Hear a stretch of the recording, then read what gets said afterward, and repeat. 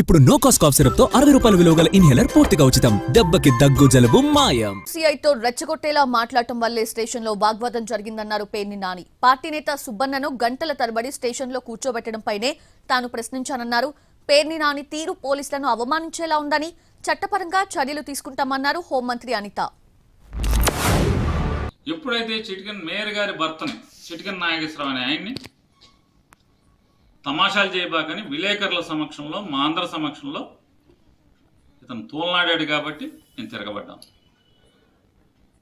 అంటే నేను దాడి చేయాల కుర్చీలో కూర్చునే ఉన్నా. రెచ్చగొడతాక లేచి నుంచుని నన్ను రెచ్చగొట్టినాడు అయినా నేను కుర్చీలో కూర్చునే మాట్లాడా.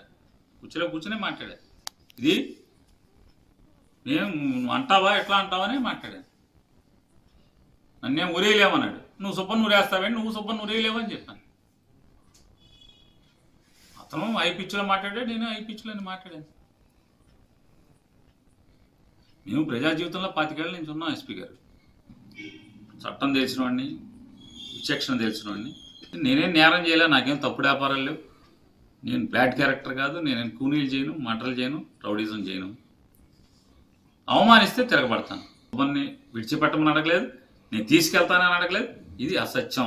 పోలీస్ స్టేషన్ కి తప్పు చేసిన వాడికి నోటీస్ ఇవ్వకుండా ఇంట్లో కూర్చోబెట్టుకుంటారా? పోలీస్ స్టేషన్ కి పిలుస్తారు, నోటీస్ ఇస్తారు. నువ్వెవడో చెప్పడానికి నోటీస్ ఇవ్వడం తప్పు, నోటుకొచ్చి మాట్లాడడానికి. పోలీస్ స్టేషన్ లో కూర్చొని ఒక పోలీస్ ముందు, ఒక ప్రభుత్వ అధికారి ముందు గౌరవంగా మాట్లాడలేని వాళ్ళు అసెంబ్లీలో గౌరవంగా మాట్లాడతారు అనుకోవడం కూడా ప్రజల తాలూకా అవివేకం చెప్పుకోవాలి. ఎందుకంటే ఈరోజు ఒక పోలీస్ స్టేషన్కి వెళ్ళి మాజీ మంత్రిగా పనిచేసిన వ్యక్తి అక్కడికి వెళ్ళి నోటుకొచ్చినట్టు వీరంగం సృష్టించే పరిస్థితి. కంపల్సరీగా పోలీస్ డిపార్ట్మెంట్ వాళ్ళకు తగ్గ వాళ్ళ మీద జరిగిన అవమానం కింద భావించాలి. ఈరోజు వాళ్ళ మీద జరిగిన ఎదురుదాడి కింద భావించాలి. డెఫినెట్ గా వాళ్ళ మీద చర్యలు.